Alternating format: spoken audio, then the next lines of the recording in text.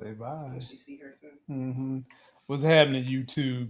This is my Loki episode number 1 review.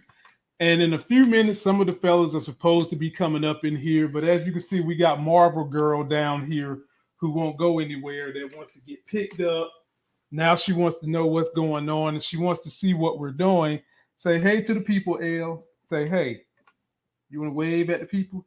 Yeah, wave at the people. Say hey. Hey.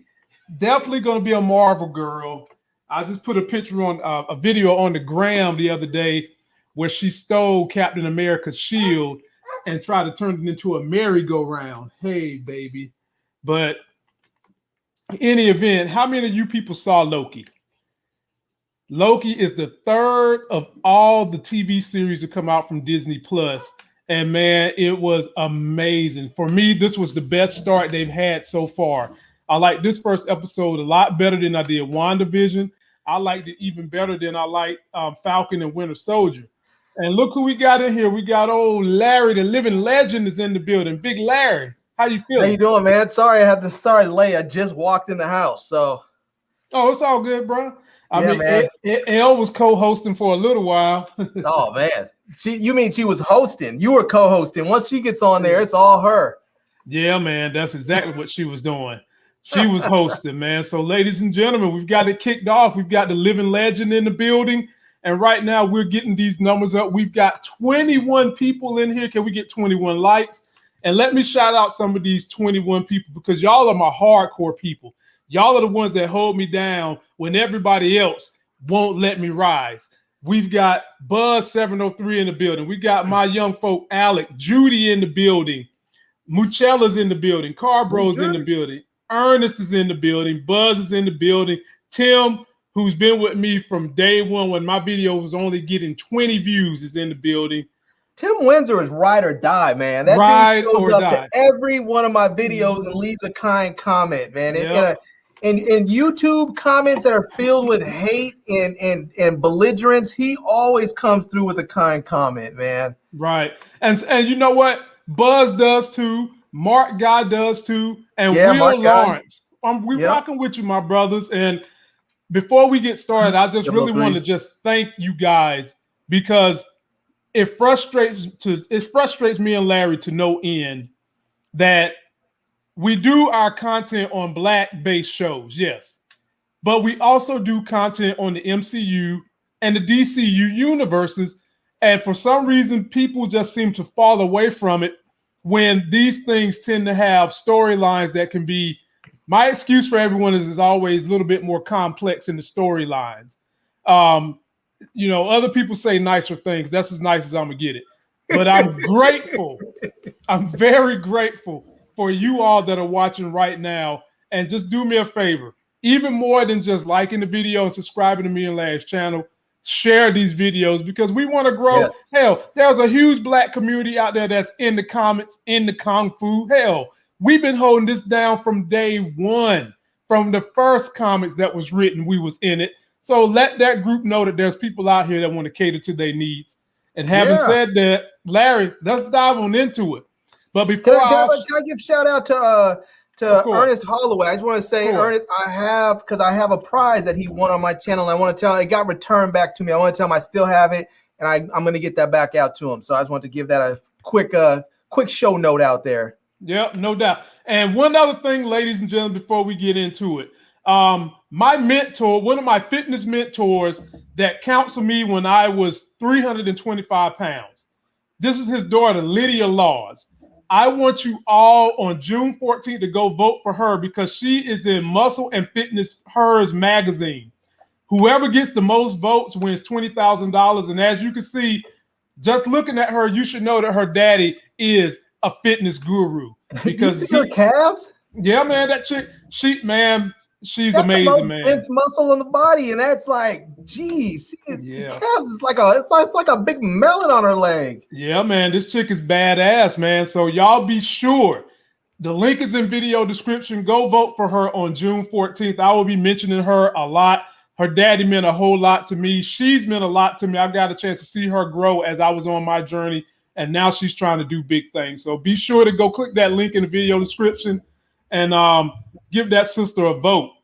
Before we move on, we got the big homie who dropped some great reviews. The big homie down in Texas. Just My Opinion reviews. B. Avery is in the house. My brother B. Avery, how is you feeling? You're off to the side a little bit. Oh, he's muted. Oh boy. Oh man. He's working it out though. He's getting it in. Okay. There when you get a chance, brother, unmute yourself. He's just a little hot. He's just a little hot because he's still rocking his sweatshirt. Right.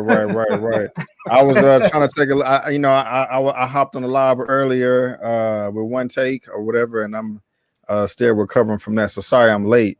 Oh, it's all good, brother. Sorry I'm late. No, man. Look, we don't do that here. When you family on this channel, you can come and go as you please. You know, you can bring your woman, you can bring your uncle, you can bring your daddy, and feel free on this channel. This is the people's channel, B. Avery. You here to come in whenever you get ready. Nice. You're people's. Just don't stab yourself with an ice pick time. But I'm people's. Right on. He ain't gonna do that. Let me shout out these super chats, man. Car bro, I appreciate that. Support for a variety of content. Yes, we do that on this channel. A variety. And we have variety. Legit person, He's legit, man. He's legit. That's a she, I believe. Carbro's a woman, I believe. Oh, yeah. A Canuck even. Way up there up north, a Canuck. Oh my goodness, Carbro, don't stab me. Please don't. Please don't. Then my big brother Buzz 703. The guys in the stream got your back. Yes, y'all do got the back. 703. And we appreciate it, man. Now I appreciate you guys. Whenever I bring guests like B. Avery, y'all support them. They always come back and say they've seen such and such supporting them. And I am very, very grateful. Let's get into this, man. B. Avery, I want to get your initial thoughts before we dive into the official review. Just give me your quick 2-minute synopsis, then we'll go deep into it. This first episode, well, before I say that, even though I like Loki, I cannot say that I was just like over the moon for this series. I was looking forward to it. I thought it would be decent, but I wasn't just like super excited, salivating at the mouth. So that was my expectations going in. From beginning to end, I absolutely loved this first episode. I thought it was absolutely perfect. As soon as it started off going back to New York, I was like, man, this is brilliant. And then just the way it ended, it was a nice bookend, but also kind of a cliffhanger because you're like, oh, it ends this way. I can't wait to see what happens next. And just everything in between, man. The development that we got from Loki, and we'll get into the details, of course, because I've seen some sides of him I haven't before. But it was just so much information and world building that I did appreciate. And just one episode, it was just so much expansion, between with everything we have coming, between great characters. So yeah, I absolutely love the episode. I thought it was pretty much flawless. Oh man, look, I don't know if you saw me trying to contain my geekgasm, but bruh, oh good Lord, Larry, go ahead, man. I'm so ready to talk about this. Go ahead, Larry, because boy, woo. Yeah, man. Just from a storytelling standpoint, I think they did such a good job of presenting a Loki to us that we really can grow to like and love even. And even though Loki is in a lot of ways a very bad guy, a villain in a lot of ways, you're left. They just did a brilliant job of making you empathize and sympathize with him so that you want to like him, and you kind of have to remind yourself, Loki's a bad dude, but you're kind of like, is he? You're like, I know he's a bad dude, but is he? I don't know. I mean, Larry, this is right up your alley. You like these guys. You like these guys where you can't tell whether they good or bad. He's right up your alley. I love complicated characters. I love it when people don't treat us like we are imbeciles and can't think through stuff. I love when people challenge our intellect and our emotions and our morality with these shows like that. Yep.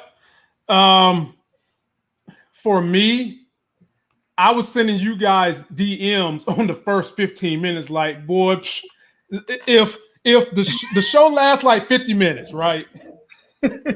If this was someone trying to have his first date with a woman, she would have called me a minute man. Because them first 15 minutes, my mind was blown.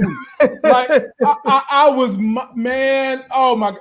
The way they touched on every part that us geeks know was so good. And the way that they kept the story contained for those who don't know the comics was so good. It was like they just put everything together, and all the theories and the Easter eggs that was loaded in this thing. It was just, you can't watch it one time.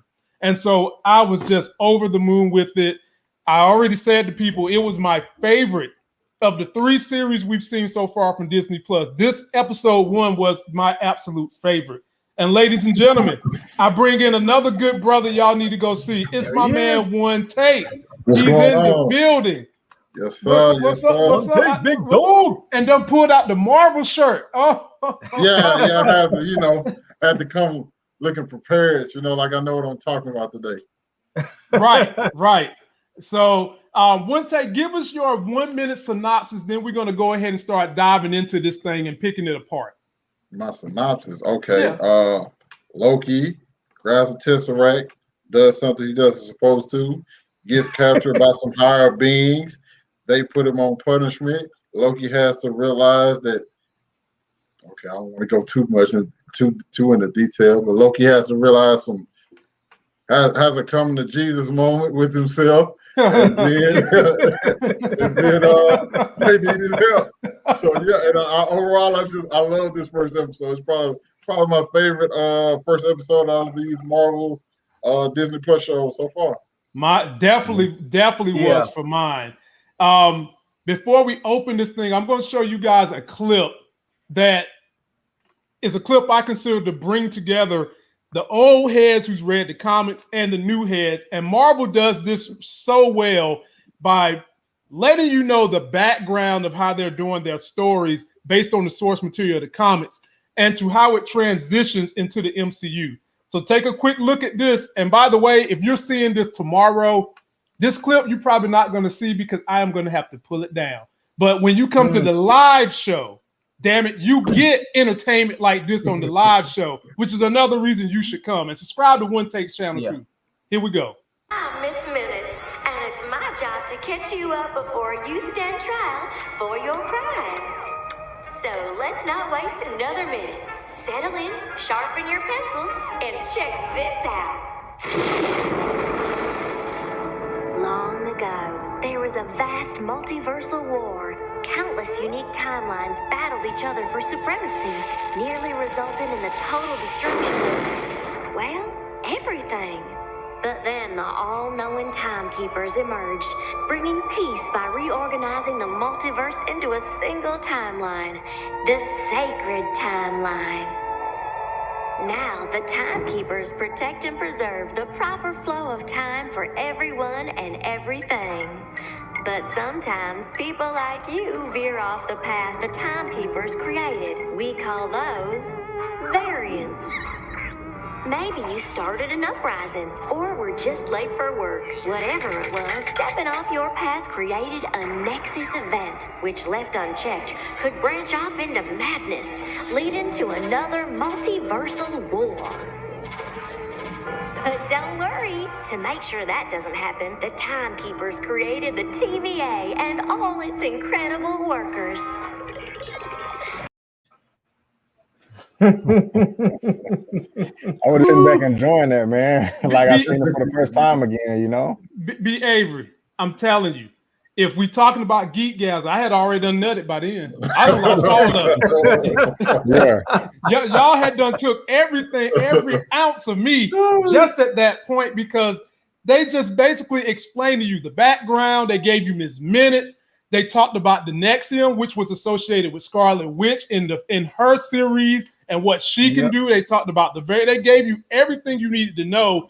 And then they tied it in as to how this next phase of Marvel is going to be transversing multiverses and Doctor Strange's multiverse of madness. Man, whoo, boy, I was done. Yeah, and I'm usually just not the fan of just giant exposition dumps, but this one was perfect. It was flawless, you know. Like Perfect. I loved it, you know. Right, because it wasn't too long, wasn't too short. They covered what they need to cover, and they done it in an entertaining manner. I got to give them credit for that. Exactly. So I'm going to come to you first, Larry. We're just going to start from the very beginning on this thing. B. Avery hit on it a little bit. They start out in 2012, and they go back to the scene where we saw Loki grab the Tesseract, and he disappeared somewhere. Well, we find out where his ass went at.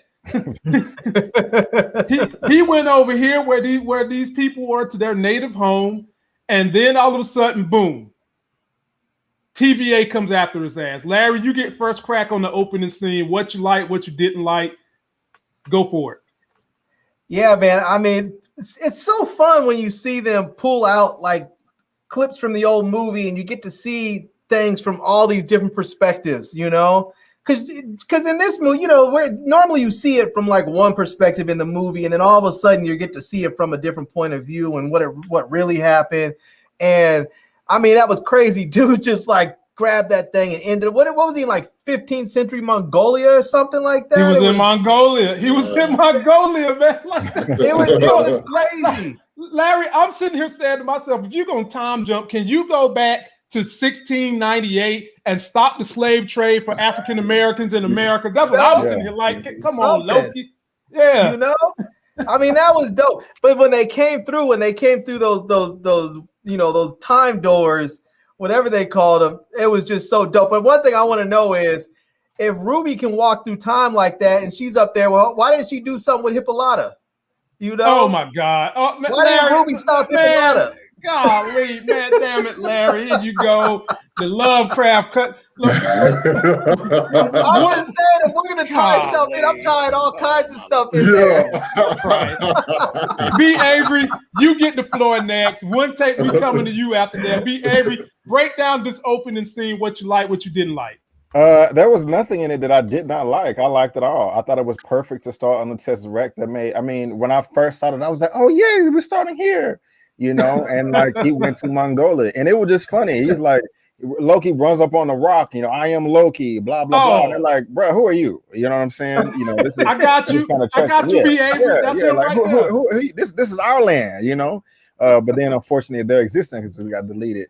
But I thought it was really cool when Wumi hit him with the baton and like knocked him back into like 16th speed of time or something like that. Yeah, and had him shook. That was great. You know? But earlier I was saying that, like, you know, I think Loki still may have been able to do something against her, but you know, his cockiness got in the way, you know, because he should still have his powers on this side of the universe. So that's interesting. But I loved it. Even how they transitioned over to the TVA and the little bomb they left. But yeah, it was a perfect opening to me. No complaints at all. And one take, give me your thoughts on the opening. Oh yeah, I loved it too. To echo what B. Avery said, I think it's all just a part of Loki's character flaw, like that overconfidence. Loki could have easily either left at that point. He's literally standing on a rock talking to 5 people that don't even understand what he's saying. Are you trying to conquer the land of sand with 5 people? Like that does not matter. It's just like, dude, like you have better things that you just escaped the Avengers. You trying to rule over 5 people probably looking for some water? Like, get out of there, go find something else to do. And like the TVA showing up and knocking some sense into him, that was great as well, because I'm like, you kind of you looking at them like, how are they going to be able to handle Loki? Well, Loki, being the idiot that he is at times, quickly get knocked into 16th of a speed. I mean, of a second, and that scene was hilarious. His lips just flabbering. I'm like, yeah, this is excellent, bro. Like this opening scene was magnificent for me. Man, you know what's so funny that you mentioned one take is that he's up there and he jumps on this rock, and I'm like, this dude was just literally about to be taken away by the Avengers, gets tossed through time by the Tesseract, and the first thing he does is he looks around and says, "Oh, let me get on this rock right quick and proclaim my greatness." I'm like, this dude, man. It's ridiculous. Bruh. Yeah, I was just in awe, man. It was so good. I was about to go get me some popcorn, a sheet. It was gonna look like a rom-com up in my house, man. The way I was about to set stuff up, I was just floored by this stuff. And I'm sitting up here thinking to myself, a lot of the quotes that we love from the MCU comes from Loki. And we got a lot of those quotes back in here. This fool hops on the rock, still talking about glorious purpose and all that bull jive. And them people's like, a bula bula bula. What you talking about, bro? Yeah. Like, you just appeared here and you standing on the rock, waving your hands and stuff. And I think they also was trying to show just the power of the Minutemen by the mere fact that they could punch Loki and it actually hurt him. Because remember, we've seen Loki in the Avengers fight Captain America, and he had a hard time laying a dent on him. Mm-hmm. When the Minutemen hit him with their battalions, it was like, bruh, not only we hitting you, but we're going to slow it down so that you feel this for a minute while we strap you up so that your powers can't work. So I was like, transition. Yeah. And now that we on that, B. Avery, I'm coming to you next. So you know I got to talk about this because the love I have for Larry and you brothers and understanding that you guys have that mentality of science and technology. Can we talk about the damn tech that these guys got, these Minutemen? You've got this thing that reverses time. You've got this thing that dampens magic. You've got the thing they wear on their wrist. And you also got their little time thingy that reverses them backwards. B. Avery, take the wheel, my brother. Yeah, man. That's something I talked about like every time I've spoken of this episode is like I love all these devices and new technology, that we're seeing. And even when you go further in the episode, Loki thought it was all magic, but it's just not. I mean, these are just like regular devices. It's not even a big deal to them. Like, oh, this is the so-and-so device or the so-and-so bomb. It's just like a thing, and it can do all these amazing feats.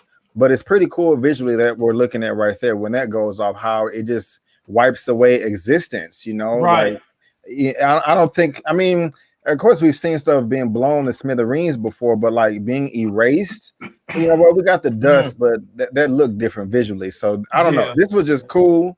I would hate to get hit with that baton that he got hit with and have that collar around my neck. But yeah, man, it just goes to show that we ain't seeing nothing yet, and there's so much more that's coming down the pipeline. Mm-hmm. One take. Talk about the tech and how you feeling about it.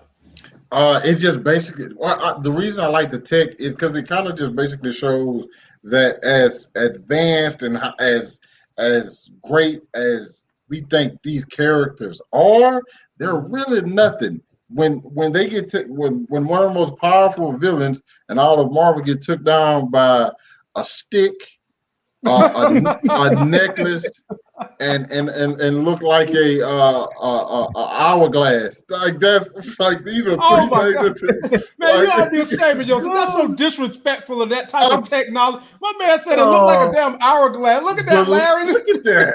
Like, come on. It looked like a camping lantern. Can I order one on Amazon? If you can, you'll be one of the toughest people on the planet. But it's crazy because I think that just lets you know how big a scale that it actually is, and everything that we've seen thus far means nothing, and it's not as great as we thought it was. No, Larry, you the tech guy. Speak on it, my brother. I know this gave you an orgasm. Because you the tech man. I was loving the tech, but I have a couple of questions. One is that neckband they put on him, is that the same technology that we saw in Deadpool? Because they did the same thing. They put those bands around their neck that neutralize their powers. And I want to know if that's the same tech. I would say it's more like the ones they put on Thor in Ragnarok. When he got sit down there with the whatever his name was, I can't think of Jeff Goldblum's character, but I would say it's more like that. And the other thing is, I want to know is when that little lantern thing blows up, can someone that's a Nexus being somebody like Wanda, can she withstand that? Would she be erased too, or is her powers on a different level? She's not going to be affected. No, she's not going to be affected at all, because they was basically saying, don't let Loki fool you into thinking he's Nexus level power, because he's not. The reason they jumped on his butt was because he grabbed that Tesseract and he was deviating from the straight line of the verse that they put in place. But someone like a Wanda, she has power without anything helping her to augment reality and things of that nature. So that seems to me like those two would be natural allies. Who that? Wanda and Loki. Nah, she ain't. No, she ain't fooling with no Loki. She too advanced. He might not be but I think he might want to fool with her. Yeah, he definitely want to fool with her, but she ain't fooling with him. She definitely want to fool. He definitely want to get his hands on her, but nah, she ain't doing nothing. She ain't doing nothing. All right, fellas. One take, you're gonna go first on this one. So they come and they capture Loki. They got him. And this is our first time seeing the Citadel at the end of time. And they're just basically taking us through. We're seeing the city. We see that the TVA also has Skrulls working with them. And they're introducing. You see that Skrull right there? That. How y'all miss that too? How y'all miss that? How y'all miss the Skrull? I feel bad. How y'all like that? I didn't see that. I still can't see. Hold on, go back. That's a Skrull. You sure? Yeah, man. Okay. Look at it. It kind of look like one, but okay. Yeah, that's a Skrull. They had a Skrull in the TVA. They had a little bit of all the life forms. I should have took some more screenshots, but I didn't. A little bit of all kinds of life forms in there working with the TVA. So one take, I want to ask you, did you like the way they made the Citadel at the end of time look, and their agents that they have in the TVA, which includes Skrulls? Lamar, I'm gonna be honest, you kind of like caught me completely off guard. But that's what I do. You know what I'm saying? That's the sign of a good damn host. That's what I do. That is. Oh man, this kind of just opened things up even more, because I wonder, like, how did he get there? How did he get this job? Was he somebody who deviated from the file? And now that they just so happen to keep him around instead of putting him back in the timeline, now my mind's going a whole bunch of different places, which is good. I mean, good job on you. I'm not gonna lie, but I'm kind of like Loki now. I'm like a phase. I'm blown away. I don't know what's going on. Like the world, up is down, left is right. I think first of all, the look of the Citadel, is stunning. Man, it's stunning. And Loki, in his mind, he thinks like, I thought y'all didn't have match. Like, nah, bro, this is just a high level of technology that you didn't even know existed. Exactly. So that's okay. You want to flex on me? Cool. All right. You know what I'm saying? I've been living in like the normal world. Of course, I'm not gonna know what all this is. So I think I like that. I like that whole concept in general. Just the overall scope of things, and somebody we know who's of a higher echelon of power getting placed in there and realizing, man, there is way much more to this than I ever realized. Mm-hmm. Yeah, Larry, I'm gonna come to you, but let me comment on one take. One take. All of us like the comics.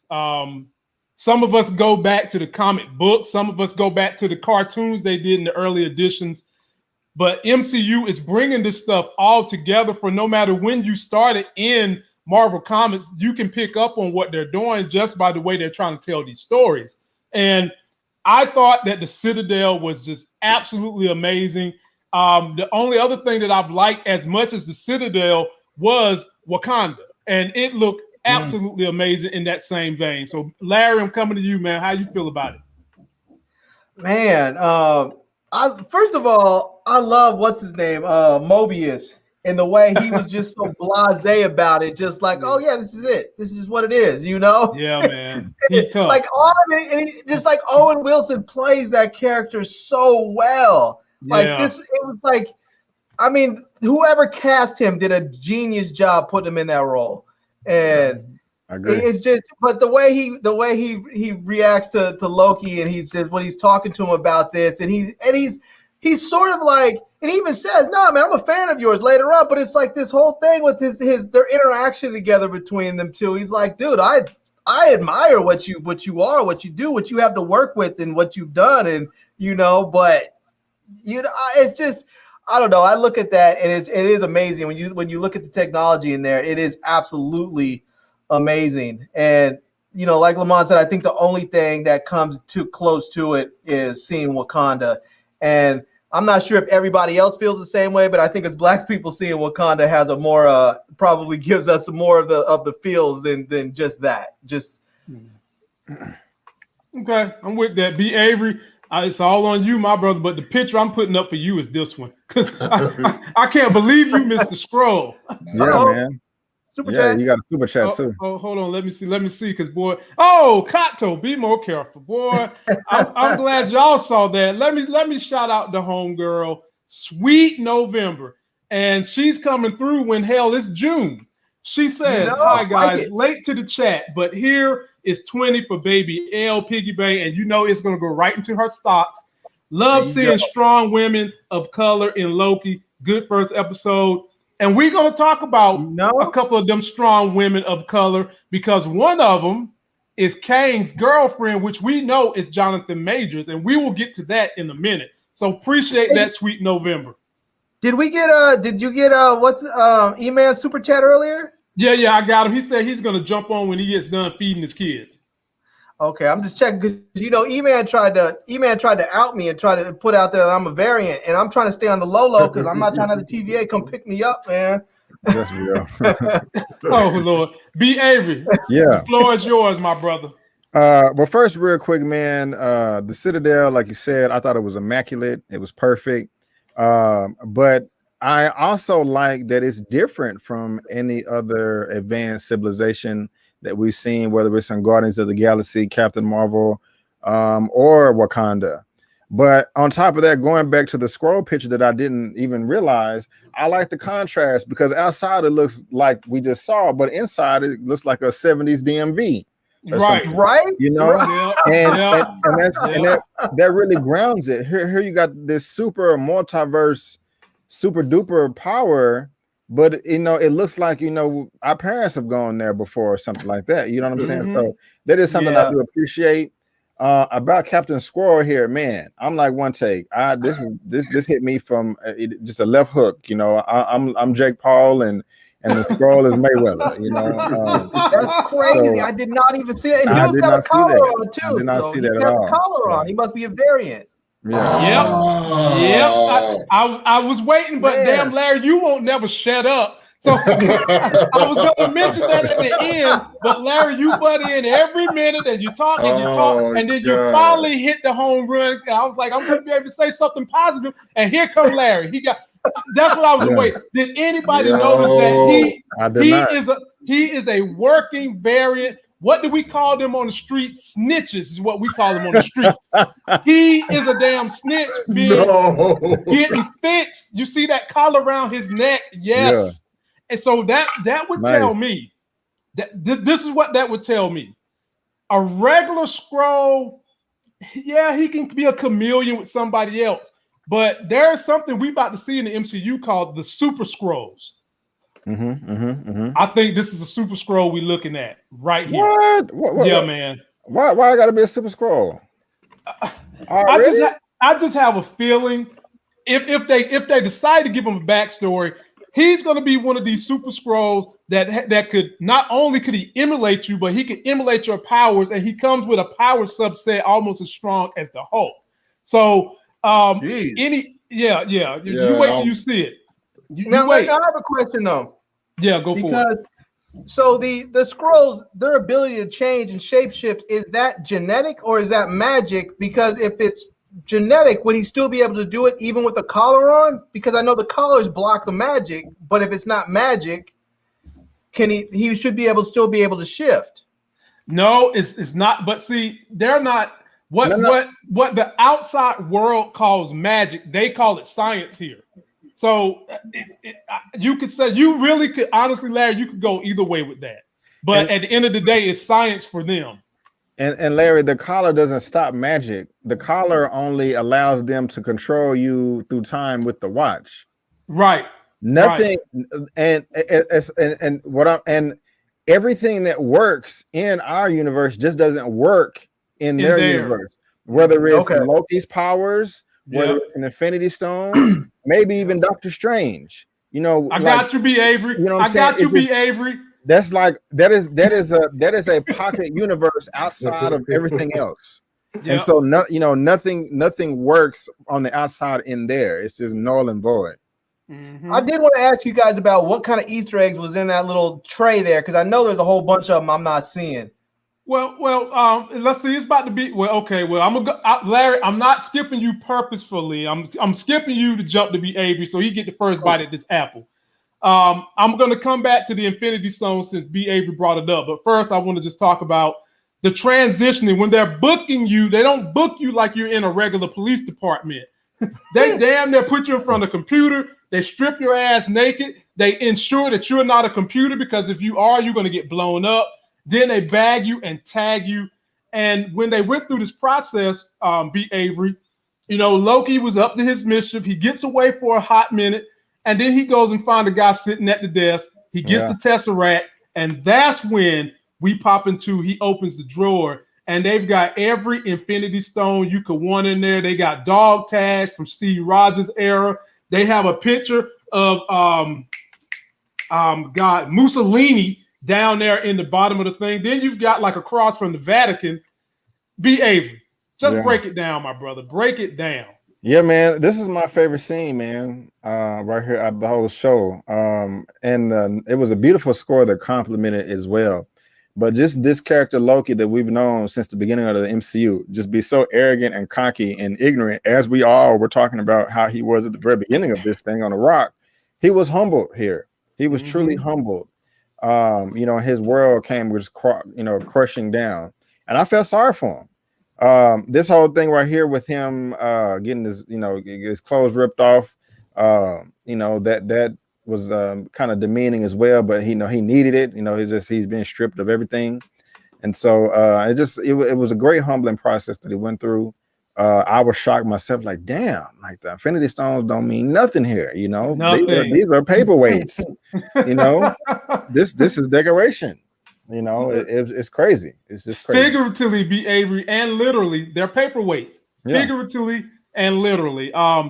One take, I'm gonna come to you next, but let me introduce y'all. We got E-Man in the building. He's on standby. He's warming up in the batter's box. Oh, no, hopefully he's gonna hit a few home runs tonight. But he's warming up in the bullpen. I just came to snitch on Larry again. I just came to snitch on Larry. I told you he a variant. I told you he a variant. I done told the TVA and everything. Wait a minute. You done told the TVA? I told the TVA personally because I don't like that. I don't like it. My man, this is what I want to. E-Man, how do you have a direct line to the TVA? I can't tell you all that. I can't tell you all that because he's that scroll snitch. Oh, okay. That's what it is. Okay, that's why I asked him. I had your back, Larry. I had to know. Oh man, what's going on, y'all? Hey man, we good, man. How you feeling, bro? I'm all right. So one take, the ball's in your court. Talk about this scene of booking Loki all the way to your thoughts on this paperweight's worth of Infinity Stones. Yeah, it was just another one of those moments for Loki, and it was the beginning of just like this. I feel like a fall for him. One, he kind of felt degraded, like nobody's really paying him no mind. It's just like, dude, you're just like everybody else. Hurry up, get your stuff, go through the line. We have other people we probably gonna have to book, and then when you get to that moment with the Infinity Stones, the all powerful things that everybody like was fighting for. And there's nothing here. I think it started to set in on him a little bit. It's like, okay, this is getting very, very depressing for my life. But the only thing about it, it gets worse. But I know we'll get into that later, but like this was just the beginning of the inevitable fall for Loki. All right, E-Man, pick on up where we're at right now, my brother. You are in here. I know this has got to be a fun subject and part of our debate for you, that we're talking about these Infinity Stones and Loki being booked, and just how the MCU was able to tie the Infinity Stones into this. They have no power, no meaning, and also the explanation they gave for why they didn't even bother, the Timekeepers didn't even bother with the Avengers when they had the Time Stones. On you, my brother. Oh, well, that was a very, very interesting question as to why not why did like the Avengers win, but like why were they supposed to happen? Why was that supposed to happen? And that really got me going, but that's something you're gonna have to go to my channel for on my breakdown video. I will explain that in depth. I might even make it a separate video because there's a lot in that one little statement, especially when you talk about time and the implications, the function of the TVA, the actions of the Avengers. It's complicated. But as far as the Infinity Stones, that's something else that I think is still yet to be explained with the show and in the MCU. But from the comics, we knew that the Infinity Stones were only had power within the universe that they were created. Right. So if we have a multiverse, if you have universe 1, 2, 3, and 4, the Infinity Stones from universe 1 will not work in universe 4 and vice versa. So that is how it was explained in the comics. We don't know if that works here. We're assuming it might, but there's another thing that happens here, which is if it's not just a question of like working within a universe or not, what does that mean for the TVA? Because my working theory right now is whatever dimension, whatever place that the TVA exists, they have to exist outside of time and space. They have to maybe exist in a pocket dimension, something that's not connected to time and space at all. And because of that, it's not in a universe and it's not subject to any of the laws or the science that the Infinity Stones operate with. And I think that's probably the closest explanation as to why even the desk clerks are able to pick these things up and it's like not a big deal, because it's not like these people are super powered. It's that this place is shut off where, again, even magic doesn't work here. So if the science is different, if magic doesn't work, if the infinity cosmic powers don't work, that means you're in a special place where all the rules are different and everybody's equal. I would compare this to like Kryptonians on Krypton. When a Kryptonian is on Krypton, everybody's just normal. It's whatever. But the second they go outside of that, they go to a planet with a yellow sun. Boom, now they superpowered. So I kind of use that to kind of make sense of this until they come up with a better explanation, if they do it all. All right, Larry, you playing cleanup on that. I don't know how you come behind that. I don't want to go behind that. Not right now, but it's on you, my brother. I'm going to come behind that later, Larry, because I got some more I can say about what he said, but I'm going to come behind it later. Pass? Okay. Well, Larry, let me give you something simple, Larry. Let me give you something simple. As Loki is being booked and he's talking about this ticket, we see them demonstrate that they can literally shut your clock down. You're already outside of your universe, your multiverse, whatever, if you will. Loki comes from the 616. This guy was acting out of order, and they just melt his ass down. His clock stopped. Talk about that, Larry. I'll give you the softball. Yeah, that is one of those moments when it's funny because Loki was like, okay, I'm gonna stop playing with these people right here, because he recognized how quick and easy they can get rid of him and how vulnerable he was. Normally he's able to get himself out of stuff, talk himself out of stuff, or trick him his way out of things, and he's stuck in this situation where he's like, I have nothing. He's like, I've got nothing. And these people are not playing games. They're just like, oh, you're going to do exactly what we tell you. Oh, you don't want to do that? Cool. Bah, bah. Just gone, erased from history. You know, it's not like they just killed you. They just completely erased you from existence.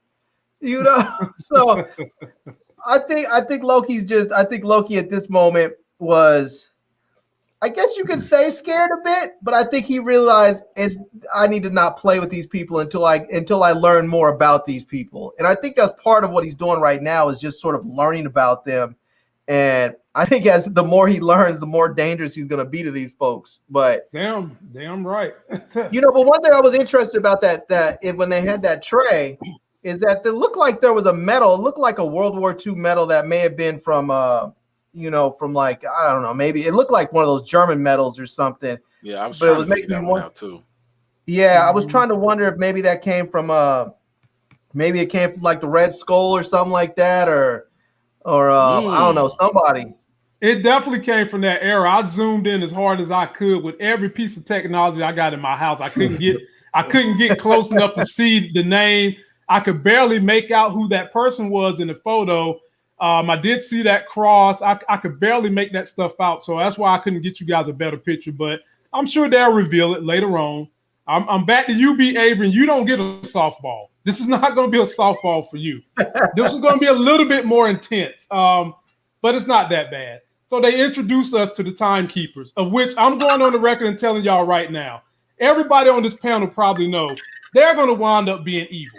You cannot have this much power. I'm telling you right now, you cannot have this much power, 3 individuals, and say that you are doing this for the good of whom? For what? You don't want the multiverses crossing up. They had a big fight. Yeah. You straighten it out. I'm telling y'all, there's going to be something evil about them. But having said that, B. Avery, how did you like the introduction of the timekeepers, their explanation of the multiverse, and last but not least, them dealing with Nexus level beings like Wanda versus Loki? Well, Wanda versus Loki is no contest to me. I think she takes that easily. I love the explanation that they gave, but I have to respectfully disagree with you, sir, on them just being all-out villains, because yeah, they could go down that road, but at the same time, you said that, you know, they're doing this protecting who and what. I mean, all of reality, all of existence, you know. I mean, until more is revealed, we just don't know the implications of a multiverse war among different universes, you know. So I mean, it could just be like, okay, look, we can either set everything to the second timeline or nobody can exist at all, you know. And so that's just kind of a you know, just a difficult ladder to climb. Now, I still feel that there should always be checks and balances between, you know, different branches of reality. And, you know, of course, that's where, you know, you can get infinity and eternity and all these other people involved as well. But, you know, I don't know. But we're just going to have to see. I don't think we can just necessarily. They may turn into villains. I don't think we can.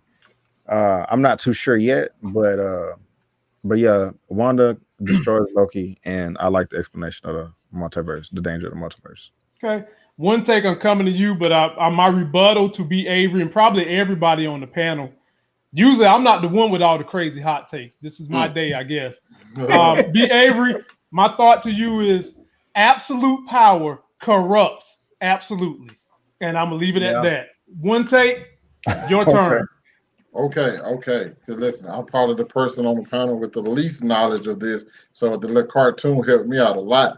But as far as what you're saying, Lamont, I think it's kind of one of those situations where, well, let's say, for example, an ant is coming near your food and you kill it.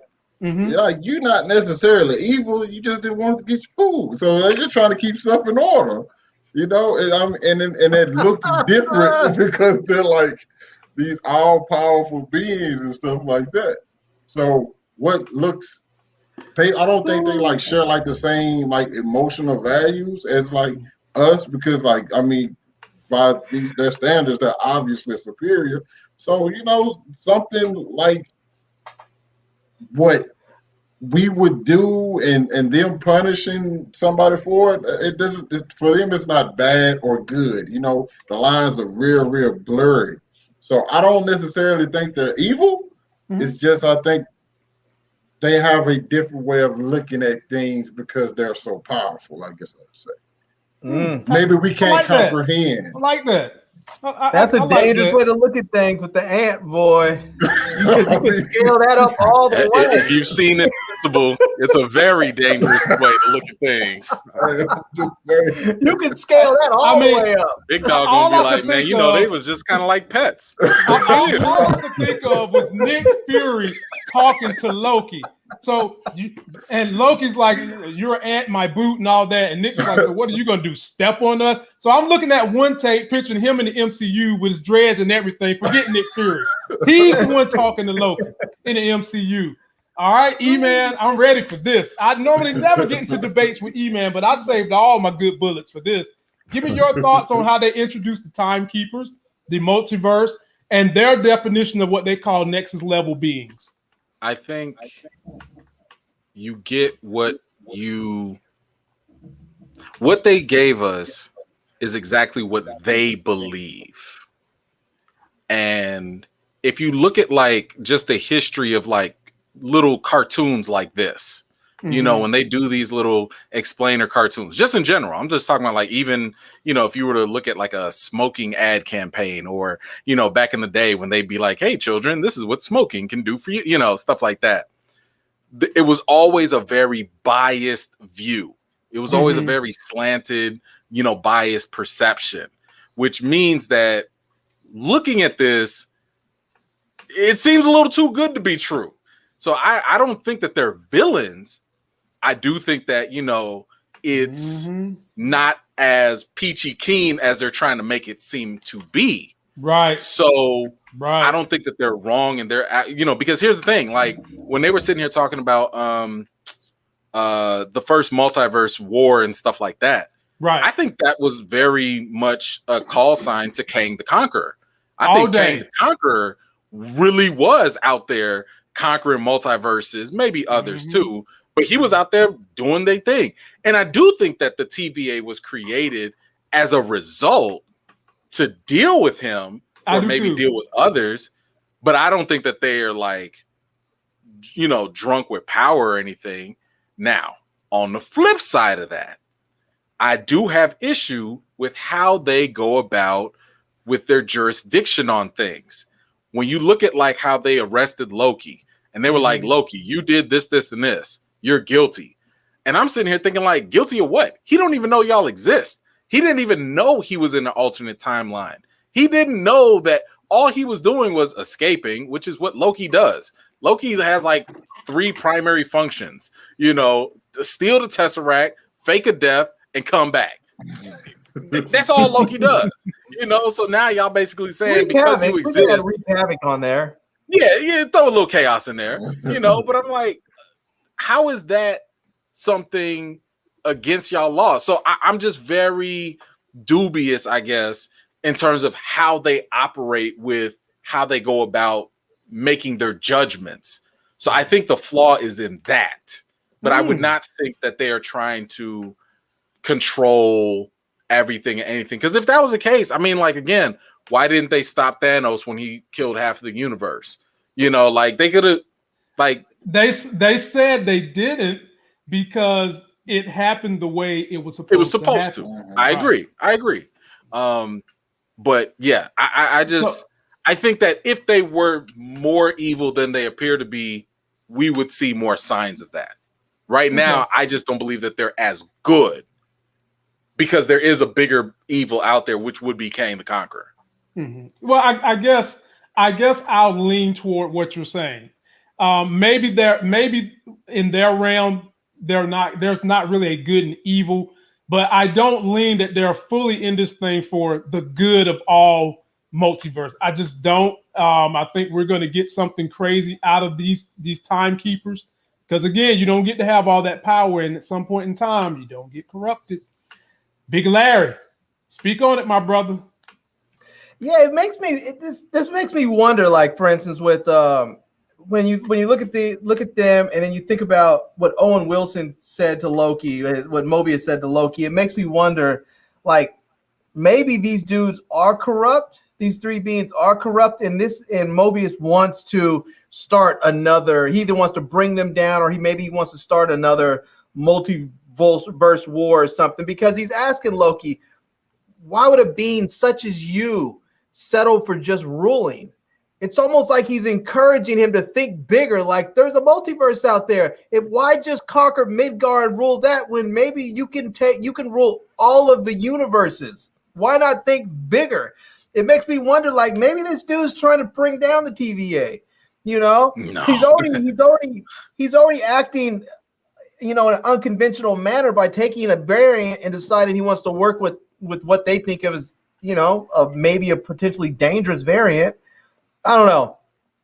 It's going to be interesting to see. Yeah. I don't know about that one, Larry, just because they have it seems as though Mobius has a specific purpose for Loki, a specific purpose. And he's trying to save the TVA because, and I don't want to jump too far, but I'm going to pin it, Larry. I'm going to explain it in a minute. But he seems like he actually admires Loki a bit, and he's I don't know. It just seemed, that question to me, when I heard that question, it seemed like he was encouraging Loki to maybe continue on with his mischief, but to think bigger. I mean, maybe, but I think what he was really trying to do is get Loki to just admit you are who you are. Stop lying to me. Just see yourself for who your ass is, and just go with it. So that he can ultimately. But we already know we have a Loki out there who's already thinking bigger, because Loki don't know that at the time when he's giving him these speeches. No, I know, but that's why I think that Mobius is maybe trying to get this Loki to think bigger, to be bigger. Maybe he sees something in this Loki that he likes that he doesn't see in the other Loki, but he still wants him to go along that same path. Do you think, Larry, do you think like he's trying to get this Loki to think bigger so he can combat the other Loki that's supposedly out there? That's definitely possible, because if he's gonna really fight that other Loki, he's gonna need to expand his mind. So that's a definite possibility. But just how he seems really taken by Loki. He seems to like him, like they could be homeboys and hang out, like if he had his choice. But I'm not calling this dude a good guy yet. I think he has some ulterior motives that may go beyond just working with Loki to stop Loki. I think he might have some ill feelings towards the TVA. No, I mean, I can buy into that he's not 100% a good guy. I can certainly buy into that, but I do think he's down for the TVA. But I can certainly buy into, I don't think he's 100% good. To be honest with you, I'm having trust issues with a lot of characters on this show. I'm just keep that real. What I want to know is that now they brought the TVA, are we going to get to see She-Hulk? Is she coming? I mean, she has a show coming. Yeah, she's got a show coming. But are we going to see her in this show? I doubt it. No. I mean, but what they are doing with this show is she works for a law firm that supposedly defends these variants, right? Larry, wasn't that one of the things that she works for a law firm where she defends these time variants? No. She just defend regular old people. Yeah. Okay, yeah. Maybe I had it wrong. Maybe I was thinking of something and had it wrong. No. That late night TV gonna get you, Larry. Better watch out. It might. I watch a lot of stuff. I might be blending stuff. I might be, You doing the same thing. I understand. E-Man, we ain't letting you off the hook. We still want to know how you got a phone number to the TVA, but we'll get back to you in a minute. We ain't letting you off the hook like that. So, E-Man, I'm coming to you first with this one. So Mobius is on a mission right now. We catch them in 1549, and at this point, I'm kind of backpedaling here. We understand that they're chasing a Loki through time because this particular Loki has been setting up TVA, taking their technology and taking them out.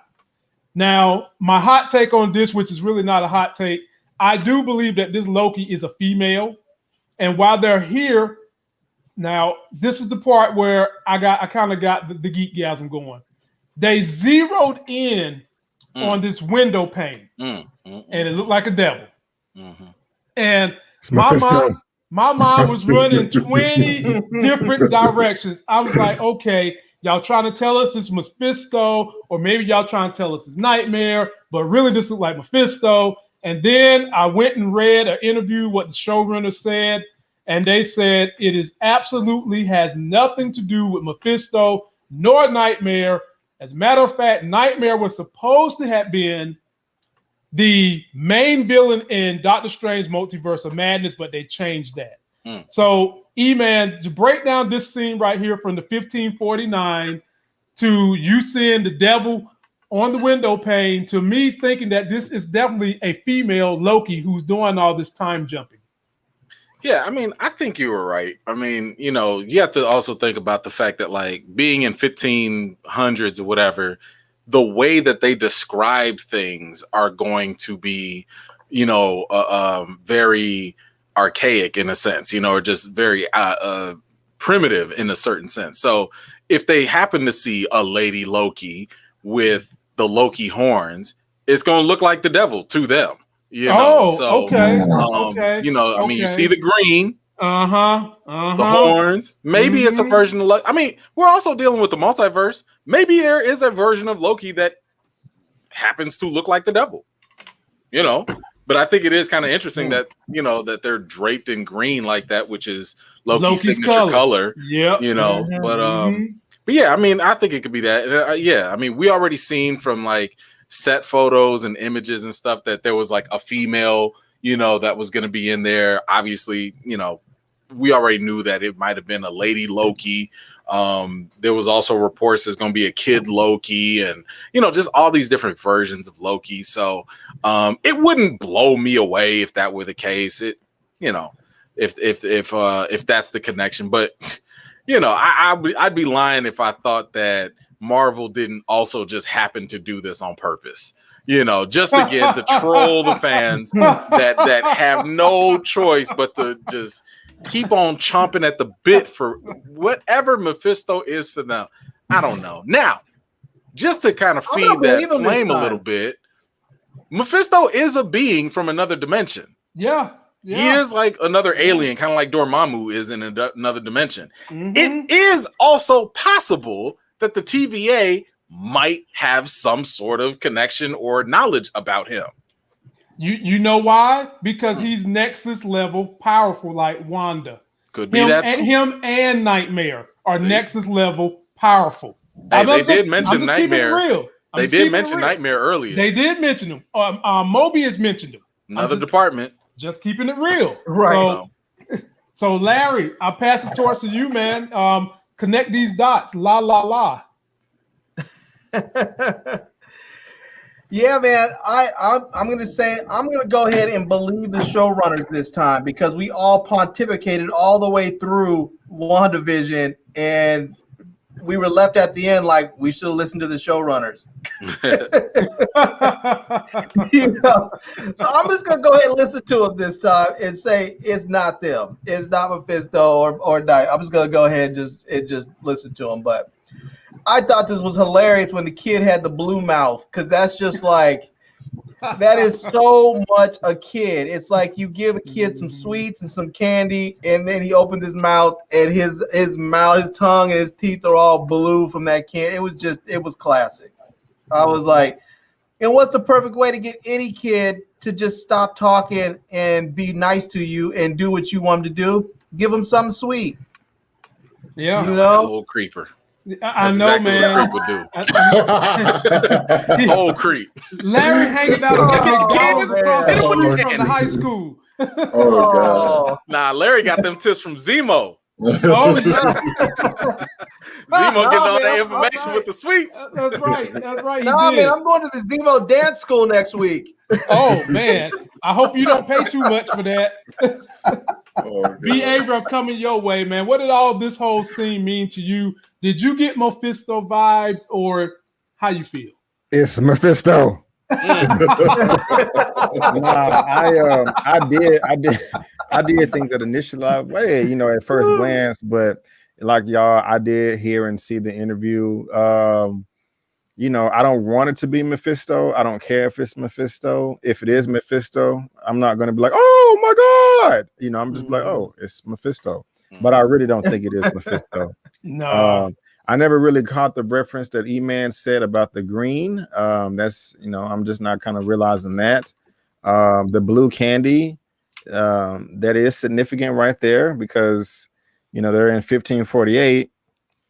So how in the world are you having that candy there? That's quite interesting. I also like the fact that Mobius was talking trash, and then the other guard was like, "Yeah, don't forget, I can speak every language in the timeline too." Yeah. So I thought that was kind of cool right there. Yeah, it's like, man. a trillion languages. I mean, I don't know how many, but it's a lot. His resume. You have a couple of hundred just on Earth here. Yeah. So that was interesting to me.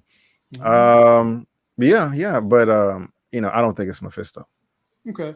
All right, one take. You finish us off on this. What were your thoughts on this scene and everything that ensued? I'm kind of considering I don't really know too much about Mephisto, Lady Loki, Nightmare, anybody. So I didn't really know what to expect. And when I saw it, I'd seen pictures of Mephisto, so that's the first thing that came to my mind. But then again, hanging around y'all, I'm like, nah, don't it just leave that alone. What? Make you doubt yourself, man. Don't let us make you doubt yourself. No, it's not that. You got to be smart sometimes. But something that you do notice, though, and I think somebody even said it in the comments, is that the tongue of the devil is blue, and the candy is blue. So I'm trying to see what's the correlation between that, because also, why did they take the little kids candy? I mean, that's kind of messed up, though. So that Loki was chewing that gum. Right. That Loki was chewing that gum in the past when they made that painting. Oh. Yeah. And the other thing I thought about too, until I read the showrunners thing, was Nightmare. One of the ways he's able to get into the realm of 616 is he gets people to fall asleep, especially children. And in their dreams, he lures them with something. It can be candy. It can be whatever. And so I'm sitting here looking at this thing. Okay, well, some people are going to think Mephisto. Some of us are going to think Nightmare because the girl got blue in her teeth. The devil got blue. And I completely, believe it or not, overlooked the green and just looked at that blue tongue and thought horns and automatically thought Nightmare because you got the kid. She looked like she was in her bed clothes. If y'all paid attention during the show, she looked like she got out of bed. Hair was frazzled, chewing that gum. So I'm thinking you just woke up from a dream. Somebody was about to slip into the 616 realm. So that's where I thought it was going with that. But E-Man, you just made me look at this green and think, hey, talking about Loki. I got a question though, because I'm thinking about how whoever this villain is, whether it's Mephisto, Lady Loki, whoever, how do they just so happen to get the drop on the time on the TVA as much as they do? Because it's like, can they not? With Loki, they knew where Loki was at the time. So with this other person, do they not know? Are they jumping? We obviously know they're jumping through different times, right? But how do they not be able to see what they're doing before they get there, so they won't be surprised and getting all their agents killed? That's a great question. Man, that's a good one. Stay tuned. Bruh. Like, I guarantee you some people ain't gonna watch this because of how complicated it is trying to keep these timelines together, then follow the story flow. But that's a good question. And like E-Man said, that is a whole damn video by itself. Like, I can sit here and try to explain, but that's a whole damn that is 10 minutes of good content that you should get paid to see. So, but how did they explain them messing up stuff and not being variants themselves? Like when they showed up to Mongolia and they just wiped those people out. How is not wiping those people out a variant in itself? That's a variance in itself by wiping those folks out. No, they're wiping out the entire reality. Right. Huh? Yeah. They're wiping out the entire reality. Mm-hmm. And they're taking the But variant with is them. that not a variance of the multiverse? No, it's the extra timeline that they're deleting. Yeah. Because Right. even when because it spews off. Yeah. Right. It spews off. Well, Keep yeah. in mind, like, there's the sacred timeline, Right. and then there's always some sort of variation that goes Yeah. on. And because of that, they come in and reset it so that it goes back to being normal. So what Loki did, Loki was the deviation from the normal tree. If you talk about a tree as a trunk, Loki was branching out where he was supposed to be at, and they came back, got Loki, and then hit the button, and bam, right back on the straight timeline. But the problem is, let me finish this, big dog. The problem is people like Wanda, who are Nexus level powerful, they watch them because they can just do that type of stuff before they can get wind of it. So that's another thing that you could possibly say could have people to believe this could be a Mephisto or a nightmare that they're referencing until the showrunners ruin my hopes and dreams. Okay, so I don't want to go into to too much detail on it because I know we're gonna talk about it in a second. But when during the trial, it's like, hey, we're gonna reset you. So it's basically just like, hey, we're gonna put you back where you were. But that brings me to the guy during the trial who got completely erased. What do you do about him in the timeline? Because if his sentence was to be reset, you just go back and put him back. But if he's completely erased from like existence, doesn't that like mess up the timeline? No, I think that they by reset, I think they meant they were going to disintegrate him because he's an extra piece right now. Like because whatever was supposed to happen when they went back and put that little bomb there, it resets time. It resets whatever is supposed to be. So any little, like when Loki picked up the Tesseract and escaped and all that stuff got reset. But they took that extra Loki that was created, and that's who we have now.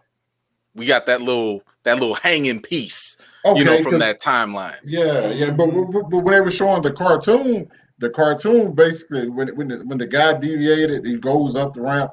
They got him, they plucked him, erased the timeline, and placed him back though. And that's what I think they're going to wind up doing with Loki. However, what I guess One Take is trying to figure out, if they get you in the TVA in their realm, which is outside of all these multiverses, and then they kill you in that realm, he wants to know what happens to you, your being in the realm you came from when they plucked you. So I think that depends on if you're guilty or not. Okay. Because here's the other thing, like what's supposed to happen with Loki already happened, right? He was supposed to go through Thor 2, Thor 3, and then Infinity War and die. That's what's supposed to happen to him. So what might happen is Loki working for the TVA, he might exist outside of that. So maybe if he does come back to the main timeline, he's going to have to come back after his death. He's going to have to come back after 2023 or whenever Thanos killed him in 2018 or whatever. Because if he comes back before, now you literally have two Lokis running around. One that's supposed to go through the main course and then the variant. So I think if he does come, and I think he'll come back because, he's a favorite. He'll come back after and he'll be like, just part of the new stuff. And then you'll see him. You might even see him in Thor 4. Yeah. Actually, I think we're gonna get more into it in just a minute because I think that's gonna that plays like big implications to where the episode ends off at. And bro, if you think this is confusing, if you think this is, wait till they go ahead and flesh out. We get a couple of these movies, and then they get into the Secret War stuff, the Doctor Strange stuff, and then we really time with that, man. Lord, and we start crossing these multiverses, bro. Whew. All I can say is, if you're a creator on YouTube and you like comics, you better get ready. B. Avery, I'm coming to you next, my brother. Next, we want to talk about one of our young, hot female black ladies who is in this thing. I'm talking about Judge Red Slayer, who they send Loki before her, and this is where Mobius comes and makes a deal. But let me give you the backstory on Rabona. I don't know how much the MCU is going to go into it, but she was dating Kang the Conqueror. And I bring that up because look directly behind her head. Everybody's saying they think that that's Kang the Conqueror. Picture on the wall, which that's why I have questions about the timekeepers. But at the same time, you got to think that Kang the Conqueror, he jumps all these. Not only does he time jump, but he traverses multiverses. And Ravonna is not known in the comics as being a villain, unless the MCU about to switch her up. She's usually known for being somewhat heroic.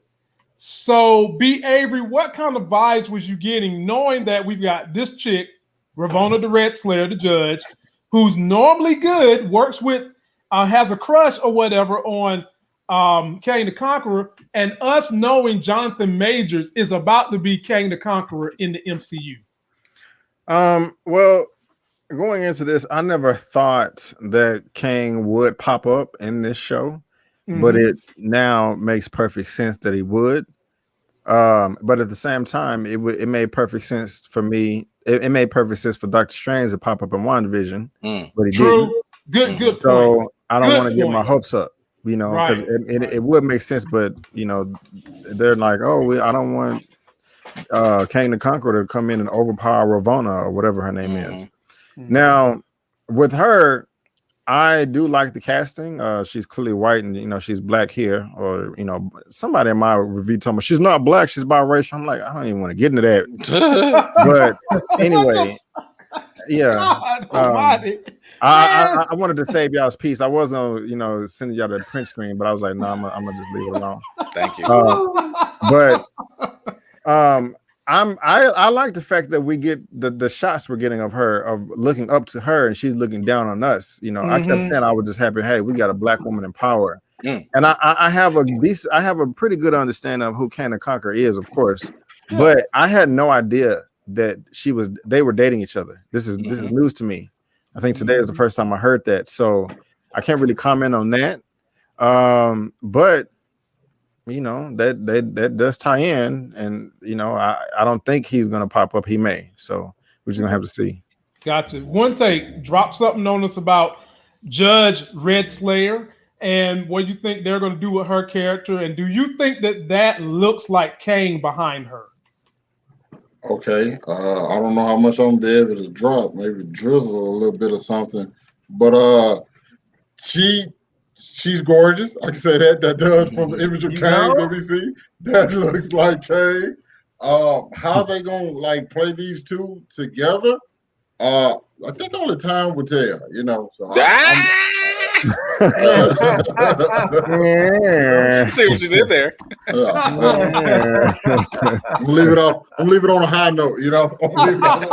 Oh man. Nice. E-Man, what did you think about this scene with Judge Red Slayer? And where do you think they're going to go with her character? Man, you don't want to know what I think about it. Yes, I do. I was raised by a grandma, so I'm nosy as hell. Yeah, I want to know. I mean, I think that when you're dealing with the multiverse, a lot of different things are possible. Yes. When you're dealing with Loki, you have to see what they do. Like Marvel's trends. One of the trends that I think Marvel does way too often is they do mirror villains, right? So they'll do a Black Panther, Killmonger, same damn thing. Iron Man and whatever the dude was in the first one. They be running out of ideas, except for making T'Challa the rightful ruler of Wakanda. But I wouldn't be shocked if they did something similar with Kang. What if Kang had variants? Maybe that's not him. Maybe it's the good version of him or something. I don't know. That's it. That's it. That's all I was looking for.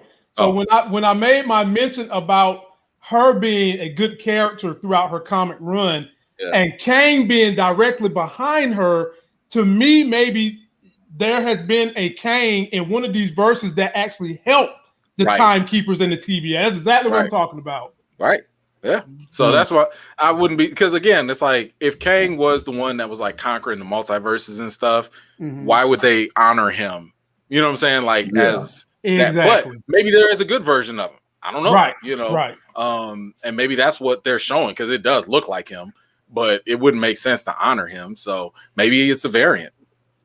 Why not? So, but when do you have to conquer all the multiverses so that you can bring in one timeline? I don't think I mean, I don't know. Like I said, I don't really believe. Wouldn't that be worthy of being honored if you conquered them all so that you can have one timeline? Wouldn't that be worthy of being honored? Maybe. You said you don't believe that story. So let me. No, I don't believe this story. Like I said, I think they sugarcoated it a lot. Yeah. All right. Larry, speak on it, my brother. How you feel? How you feel about this young lady they got playing Kang's potential girlfriend? Yeah, I love the line that Mobius did when he walked up and he said, I feel like I'm always looking up to you. It feels so appropriate. I thought to myself, yes, that you have it exactly right. But I felt like there was a little bit of a vibe there going, like he was truly feeling her. She didn't necessarily reciprocate that, but maybe there was something there, in the past or whatever. But I don't know what's going on with her, man. I hope she's a good guy, but she was just to me, I have a hard time with it because she was way too quick to just throw a guilty thing at Loki there and be done with him. She seemed just too quick and easy to dispose of him. And I don't think people like that can be truly good. I think there's some evil in there, and whether or not we're going to see it, I don't know. So does that mean you're admitting Killmonger was evil? Oh, absolutely not. Killmonger is the rightful ruler of Wakanda. Absolutely not. Man, let me change. Let me go. God, one take I'm coming to you first, man. Lord, this guy here, man. Damn it. How did I get stuck with this man? I think the color might be a variant. So, one take, I just want you to tell me, how did you feel about this scene? So Loki made a bet with Thor, and he's on the airplane, and he's DB Cooper. Now, for those that don't know, we had a guy named DB Cooper jumped out of an airplane during the 70s and mysteriously vanished. To this day, is still an unsolved mystery with all this money. He was a bank robber and jumped out with a bag full of money. Bag full of it. And they never found it. There have been people treasure hunting for decades trying to find this money, and they have yet to find him or the money. Which tells me him and the money is still together. So how did you like this portrayal the MCU did of some more of the backstory of Loki? I thought it was clever. One, because I didn't necessarily know that story. Actually, I didn't know that story until about 5 seconds ago. But I figured it was something like that.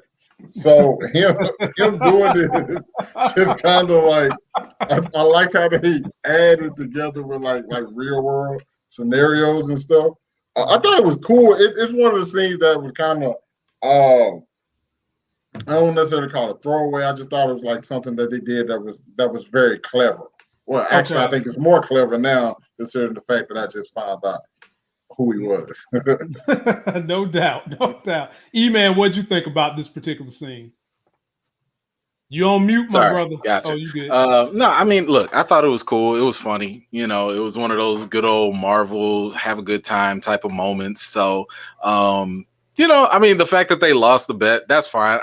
Those are the type of things I actually like to see when it comes to Thor and Loki, is like their childhood, or just when they were younger. Like, like I've said before, you had the time where, I mean, what was it in Ragnarok? Like, I think Thor had said something like he put a snake on him or something, or he like straight up stabbed him one day, just shanking people out of nowhere. Like, it's stuff like that. Like, if you're going to give me a flashback for Thor and Loki, those are the type of things I like. So this was cool. It's funny to see that he actually played a role in American, you know, or in the Earth's history, some way, shape, or form. I mean, I'm interested to see if he played other mysterious roles, you know, in other ways. Maybe they go further in the past. I mean, the funny thing, he was talking about like, oh, I was a young man. I'm like, bro, like, ain't you like 5,000 years old? Like Thor, like that was like maybe 50 years ago. Like, how's that young for you?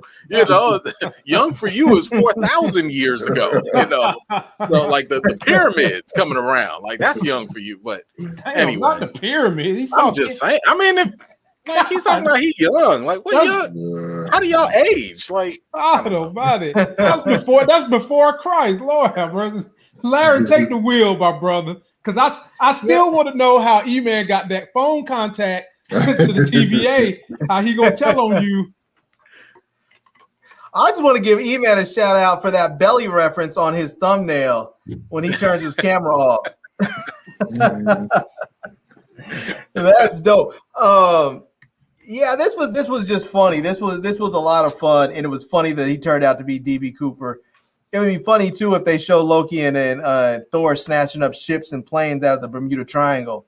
You know, if they just start adding all kinds of mysteries that end up being attributed to them, that would just be hilarious. So, yeah, but I'm with it.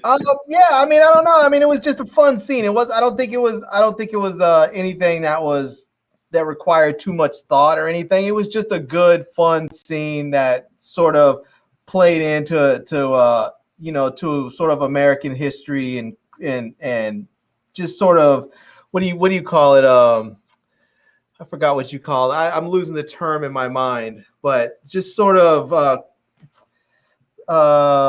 don't know. When I come back with the name, when I think of what it is called, I'll come back to it. So okay, yeah. Stop thinking about Killmonger so much, man. It's ruining your mind.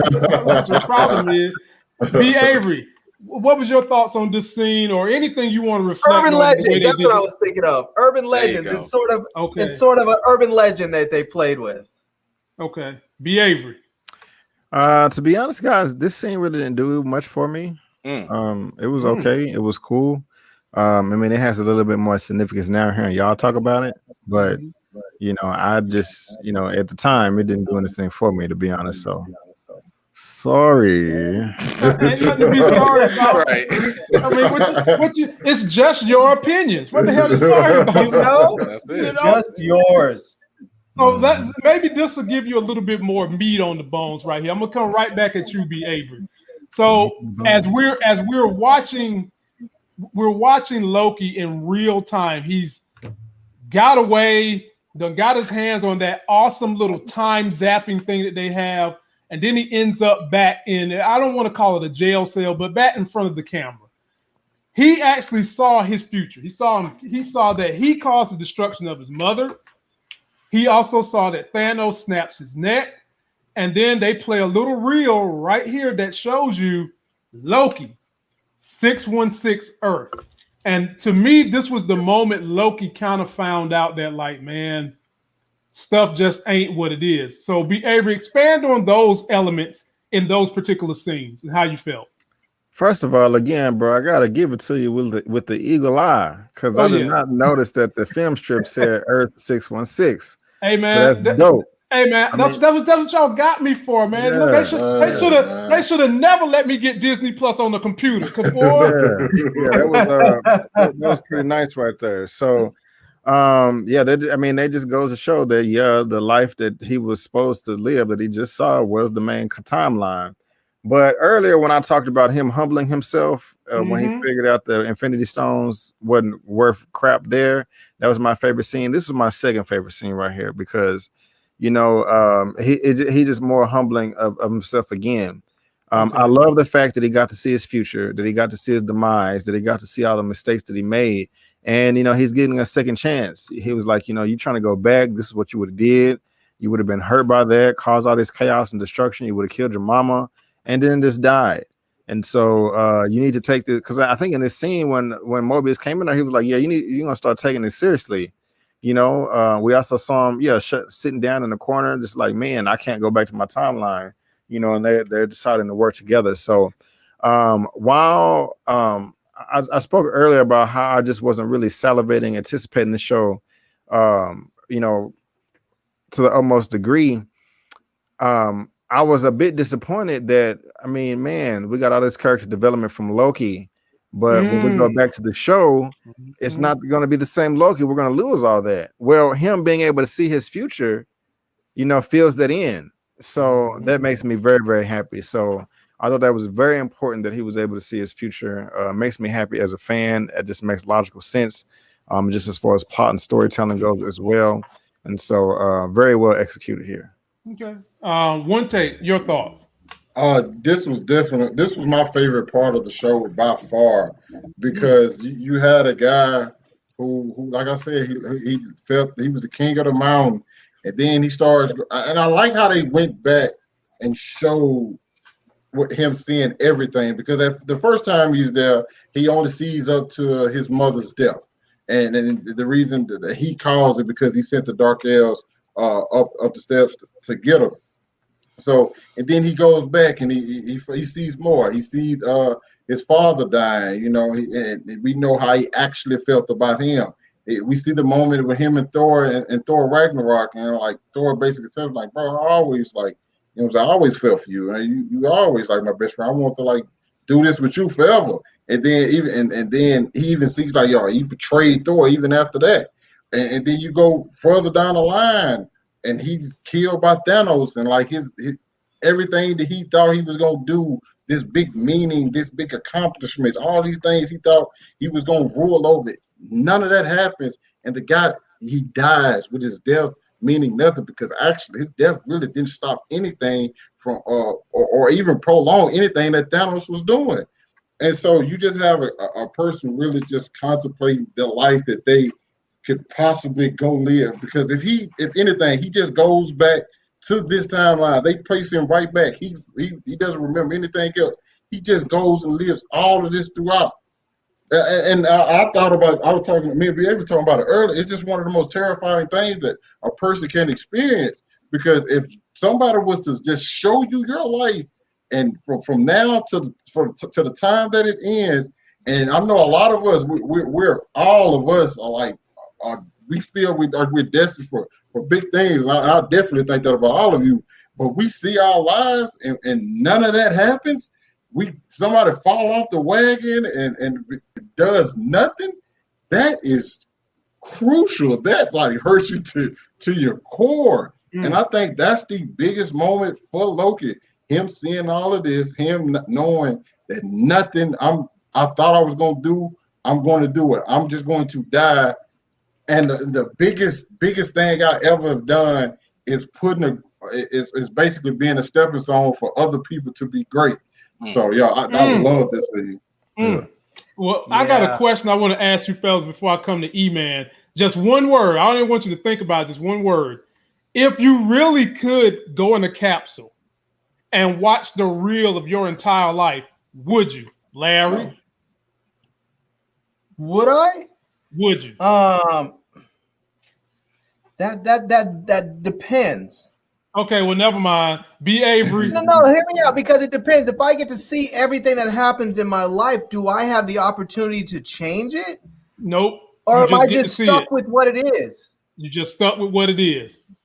Well, then no, I wouldn't want to see it, because it would take all of the joy out of living. You would know everything that's going to happen. It's sort of like watching a movie with somebody who, when you've already seen the movie, it's like you may get to see them watch things and see the excitement in their life and in their eyes, but you already know what's coming, so it's not quite the same for you. And so, no, I wouldn't want to. B. Avery, what about you? If I can't change nothing at all, no. One take? Hell no.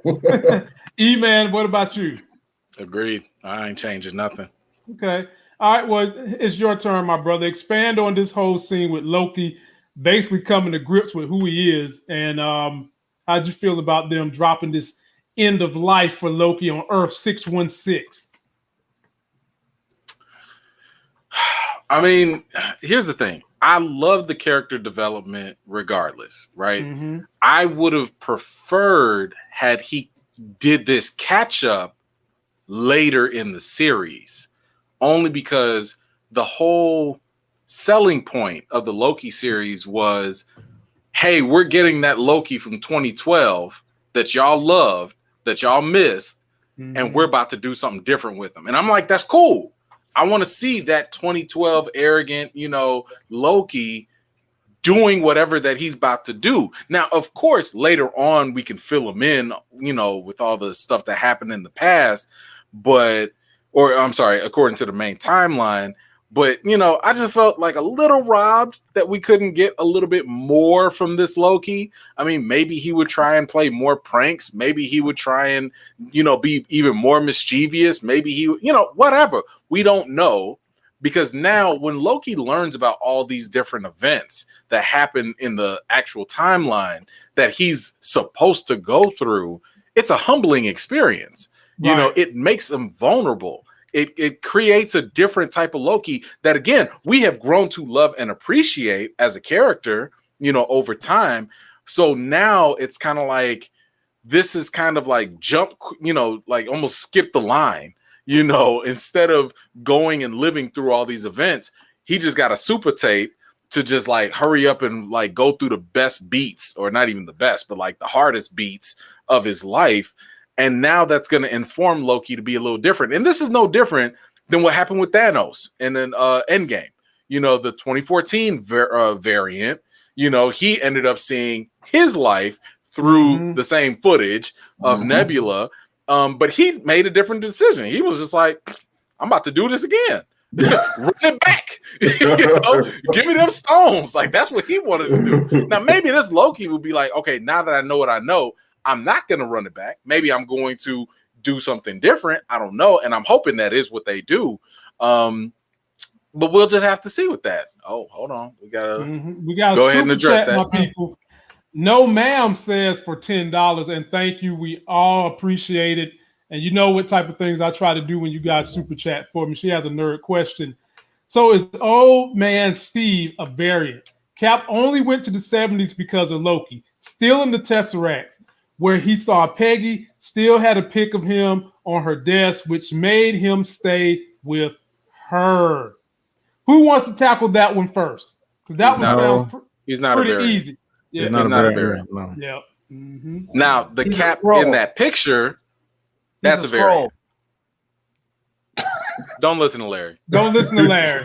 I think also to create a variant, like, I think the Infinity Stones may have to be involved, because that's the way that the Sorcerer Supreme explained it as well. Because Loki did steal the Tesseract. That's how it became a variant, and they had a drawer full of Infinity Stones. So, right? You think? I don't think that's the only way. Huh? You think Loki palmed one of those Infinity Stones? Because he may not be able to use it there, but he might be thinking this might come in handy later. Maybe. I mean, he did take one. He took the time stone. He took the Tesseract.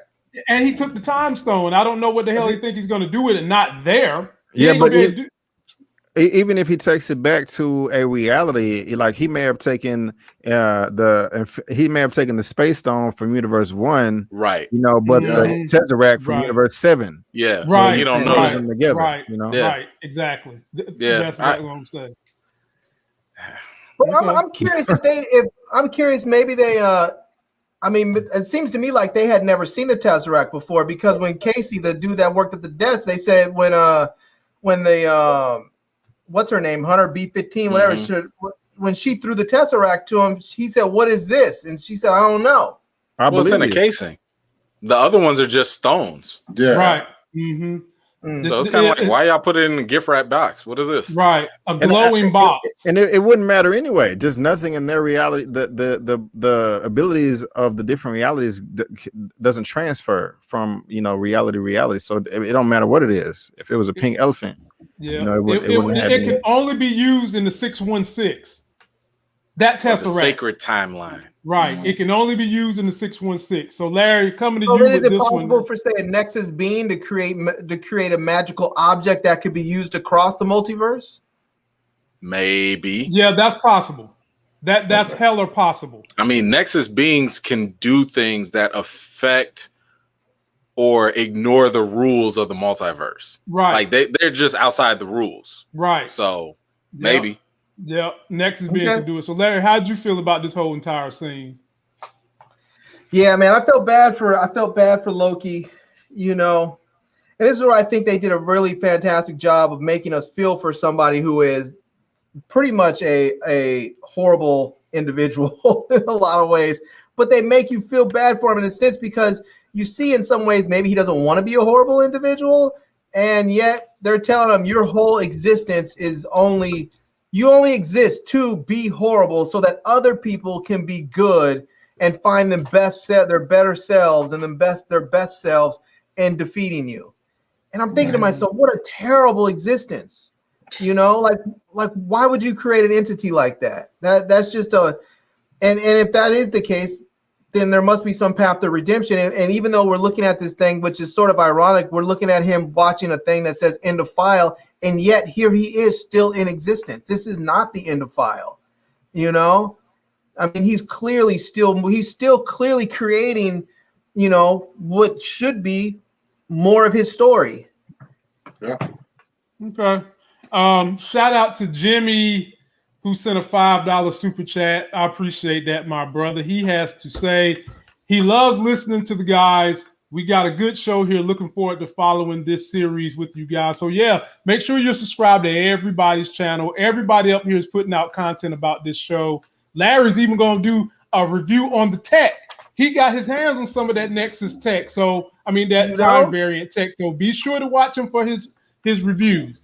All right, you have to be careful with it because you might wipe yourself out and then you never even know because you're just gone. You know? Boy. All right, fellas, this is the last piece. And of course, it's definitely the ending. And so what we learned from this ending is that Mobius proposes to Loki that they have a Loki and they feel like they need a sharp-witted Loki to convince this other Loki to bend the knee in essence. And we catch them going back in time because this Loki is pretty much destroying the TVA. He's tearing them up. She's tearing them up. And they go back to this point in time. And when they get there, they notice that they find some tech from 3000 that's in 1858. They see some oil on the ground. And I don't know what the hell they was thinking. Maybe they thought that this person was trying to steal oil. I don't know what they thought. But next thing I know, she sets ablaze, burns their asses up, and comes over there and gets that little time resetter. E-Man, this one's on you now, my brother. You get to start this one out, meaning one take, you'll be ending it. What'd you think about this, my brother? This whole ending scene. Ending explained. Oh, Lord. Let's see his face. I never knew. I never knew another Loki. Wow. No, I'm just playing. No, I mean, look, it was fine. You know, like it was a fine little thing. But again, it was one of those things where like we knew that there was always going to be other Lokis. Like that was like the worst kept secret. That was like, you know, Agatha all along. Like we knew that, you know. And I personally, watching this, I was like, okay, the mere fact that y'all keep on saying he, and that's something that they do. I forget what, there was another example that they did this and it was an obvious misdirect, but you know, I would say that this might be the case in Black Widow with Taskmaster. The fact that they keep on saying he, you don't know it's a he, but you're doing that to misdirect the audience. And yes, if you go check out my videos, I got some wild theories about who Taskmaster really is. And I do believe it's a woman. Hey, I saw it, but I ain't going to tell nobody. I ain't going to say nothing. It's all right. It's all right. They did the same thing in Cap in Winter Soldier with the Power Broker. Right. That was it. That was the other one. I'm like, yo, y'all keep on doing this intentional misdirect. Like he, and you don't even know. Come on now. Like, whatever. But anyway, I mean, it's a cool little reveal. I mean, look, this is, I think, the teaser that we need for the next episode. You know, this final bomb, this final whatever that happened in 1858 is definitely to show that whichever Loki this is, ain't nobody to mess with. You know, this one is, you know, as Big Dog mentioned earlier, is like one step ahead of the TVA. And we already seen how powerful the TVA is. So the fact that this Loki is able to outsmart the TVA, the fact that this Loki seems like a more dangerous Loki than the current Loki that we got, you know, it just makes it all the more interesting. And I think like the biggest question is like, what do they want? You know, like what is the purpose? Is it because this isn't like Loki anyway? Like Loki does not go around killing people for fun. That was the whole point of Mobius asking like, yo, why do you kill? You know, and he was just like, I don't like it. Like, that's not what I really am about. So now the question is, what's up with this other Loki? Like, why is this Loki out here just going on a rampage then? You know, you want me to tell you why? Oh, please, go for I ain't gonna make the video. Go for because the timekeepers are too damn high in evil. But you know, hey, I mean, you keep giving me supporting information on my theory. And if I'll leave it at that, Larry, speak on it, my brother. But I'm gonna leave it right there. It makes you wonder because you know they tell us that Loki is basically inherently bad and he can't be anything other than that because he basically exists to make other people good by defeating him. It makes you wonder, maybe Loki's not bad. If you have the timekeepers who are evil and he's out there trying to destroy the most evil, powerful beings in all of the multiverse, and he's out there trying to destroy them, maybe he's doing it because he's actually really, really good, you know? And I don't know.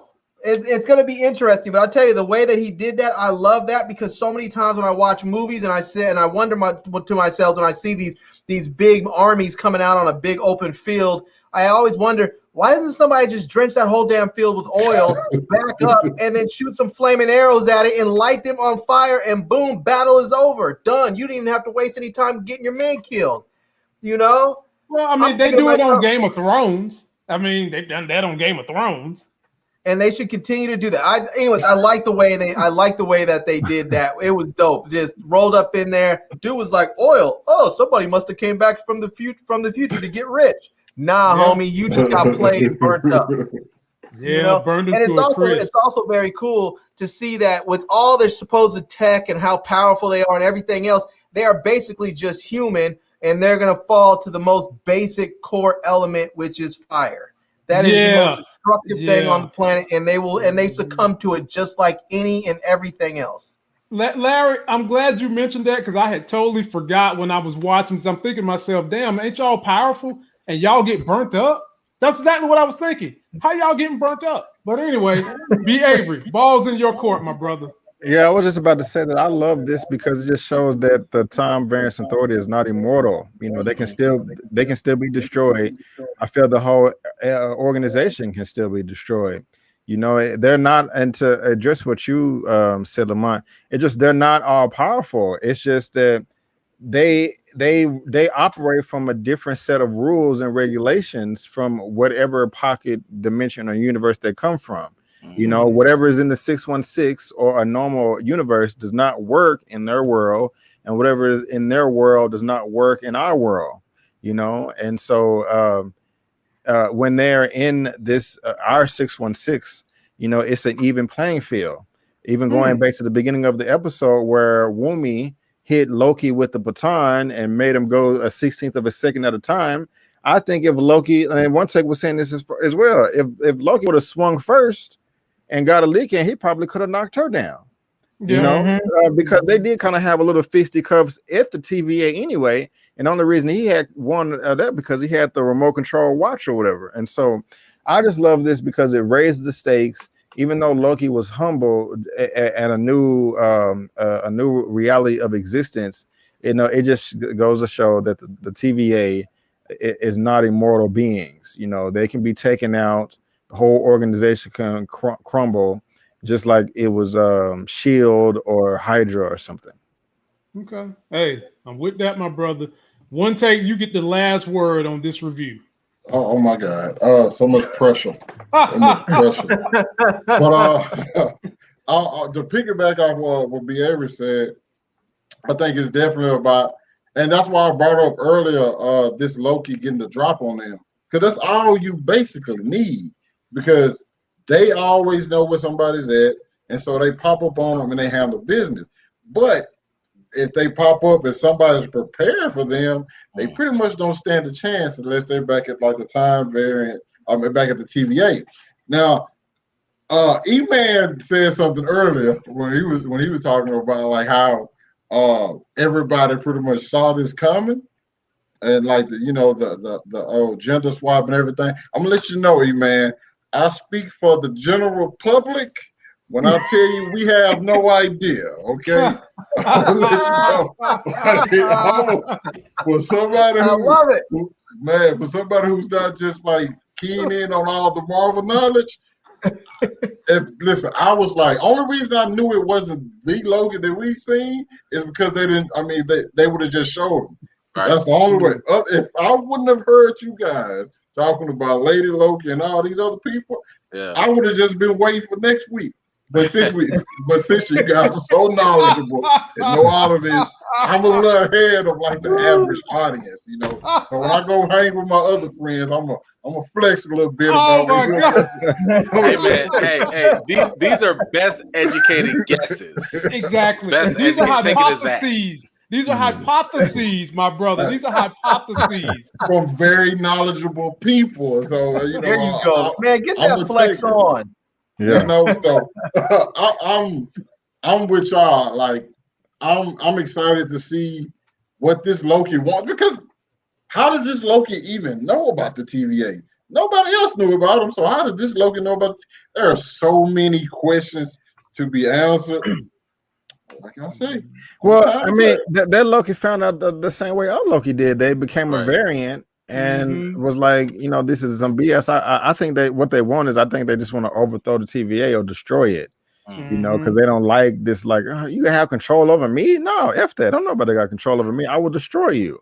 Right. I just think that's the motive myself. So. Do you think this Loki kind of went through what the other one did, but took like a different approach? Like, oh no, I'm not just gonna be sad about it. I'm gonna fight. Yeah, if I can take you out the picture, I can change everything. 100%. 100%. And that's the thing. The TVA tries to make it seem like there's this timeline and people don't have and everything is predetermined and it's just supposed to go along, but it's not, because if everything was predetermined, there wouldn't be a need for a TVA and there wouldn't be variants. And there wouldn't be a timekeeper. Exactly. Right. See, I'm telling y'all. So I went one take on this one now, because I want to know myself, how is this Loki able to continue to get the jump on them? Now, I get that this Loki is stealing technology and is jumping in the future and going back and setting traps. How is this Loki able to do that and stay ahead of the TVA? Like E-Man said earlier, stay tuned. Stay tuned. That's it. Well, ladies and gentlemen, you heard. If you can see the reels. If they have reels like that of Loki and Loki is able to watch his life, if this Loki is able to get a hold of the reels from the hunters or the TVA agents, he can see where their end is. He can simply go to that place. If he knows, okay, this person's going to show up in France in 1589 or whatever, just go there. Go there a little bit early. Okay. Well, fellas, I mean, if you want to get at Loki and you know where Loki's going to be because you've seen his reel, go there a little early. It's the fact that these two know stuff. It's getting to me. I don't know about y'all, but it's getting to me. Just stay tuned. Stay tuned. Yeah, the Magic Negroes know stuff. They didn't seen it already. That's right. The magic guys know everything. That's all I can Special say. Negroes. Just up there. So Brandon just up there like, okay. Well, fellas and audience, I just want to thank these great content creators for coming out, spending a little time with me tonight. It's always a good time. You guys got a treat. These are some of the best creators on YouTube. And before they go, I'm going to have them all let you know what's going on their channels the rest of the week. Be sure to subscribe. Definitely like this video and share this video and let people know what's going on. So, Larry, we're going to come to you. What you got going on the rest of this week? I have a bunch of tech stuff, but before I say what we have going on, I just want to acknowledge one little small part of this show, this episode that I thought was hilarious. that they've done this sort of thing with other shows, but every time I see it, it's still funny to me. It was when Loki was first arrested, and they had the dude put this big stack of papers and say, "Please verify this is everything you've ever said." And he says, "What? What do you say?" He said something, and all of a sudden, a piece of paper printed out, and he said, "And sign this too." And it was just kind of funny. It was just, who can verify everything you've ever, especially as much as Loki talks, that whole doggone room would have been filled up. But, the funny thing was, it was like that happened, and it happened, and then he was like, you know what, let me just shut up before I'm here all day with this thing continually spitting paper out. So, anyways, man, I just have, I have some tech I have to do. I just got a phone today I'm going to review. So I have the iPhone 12 Pro Max I need to get a review in on. I wasn't going to buy it. I was going to wait for the 13, but I ended up selling my 11 Pro Max today for a pretty healthy amount. So I got the 12 Pro Max. And I have these, this company sent me these little mini computers. This is a little Windows 10 computer.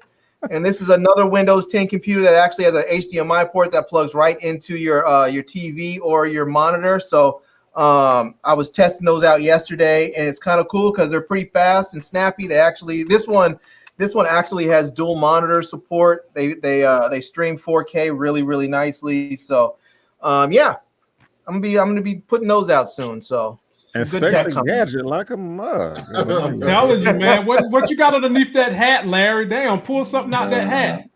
I'll tell you what I have underneath this hat: a desperate haircut. A desperate need for a haircut. Yeah, he's the special Negro. He putting out iPhone 12s and computers and stuff. Exactly. I was sick. Exactly. B.A., what's going on your channel, my brother? I definitely will have another movie news roundup this Sunday, 6:30 p.m. CST.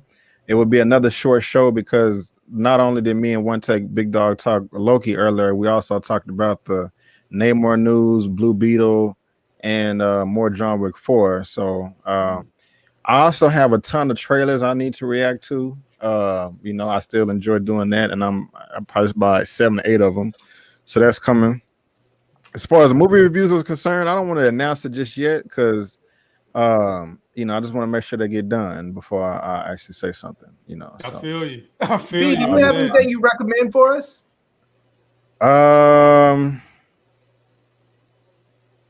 No. I think I was gonna say One Take Big Dog was recommending something earlier, but I'll let him do that if he wants to.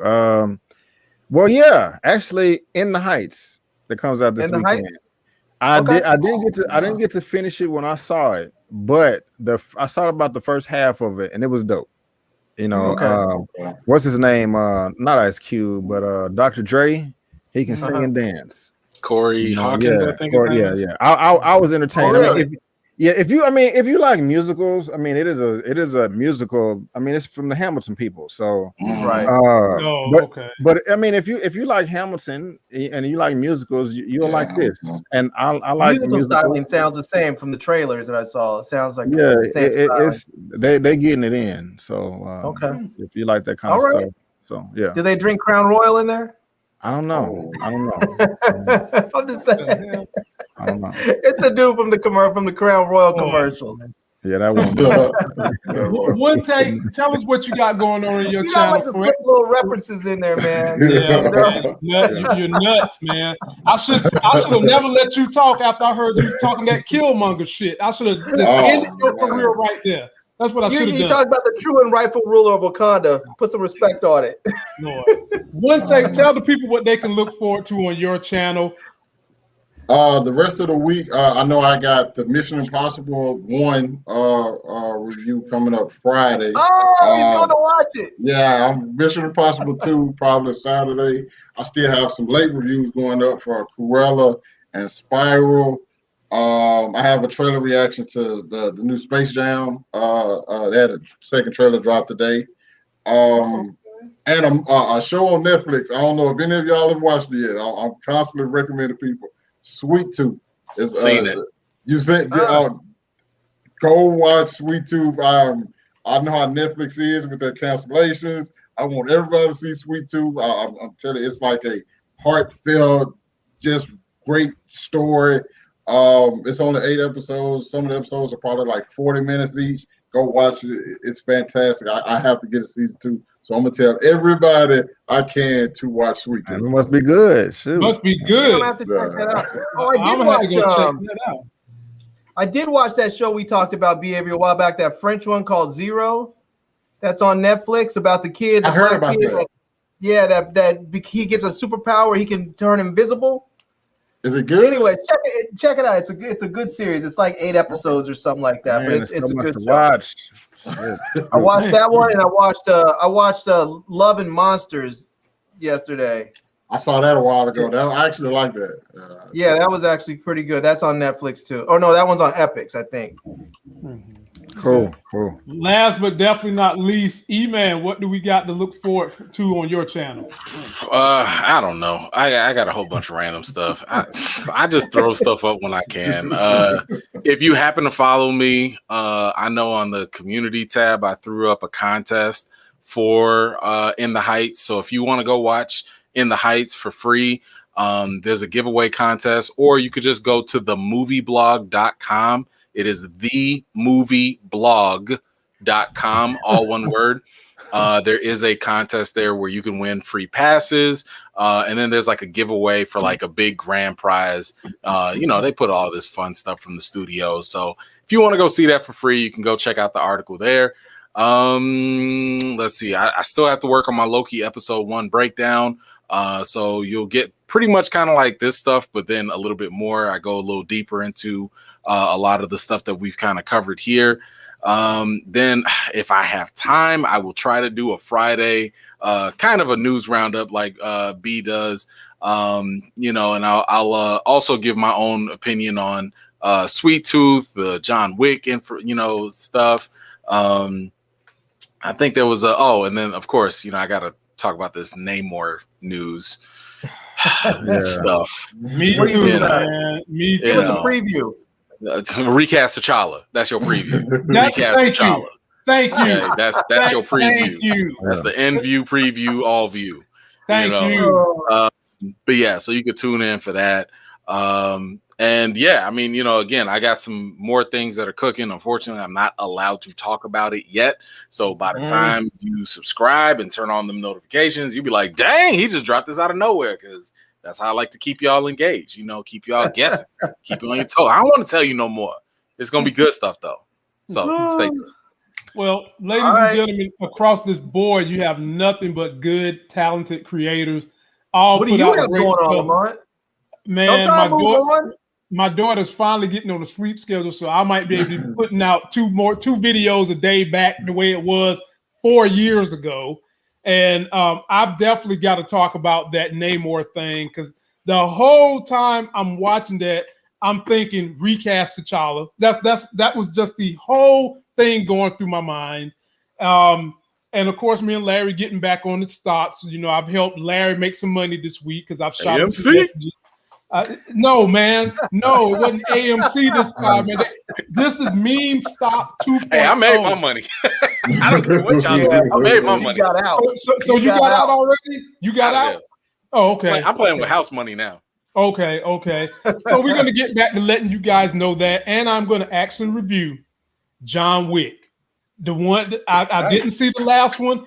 But because B. Avery rode me like a $2 mule, a $2 mule, not a $5 mule, a $2 mule. I'm going to watch it, and I'm going to put a review out for that just to let you guys know what I think, because I trust these brothers with my life. And if they say something is good, I've never been steered wrong before. So that's going to do it for this video, ladies and gentlemen. Don't forget to subscribe to everybody's channel, share our content, turn on the notifications. And until Friday, when we go live again at 9 p.m., me and Larry, we'll see you.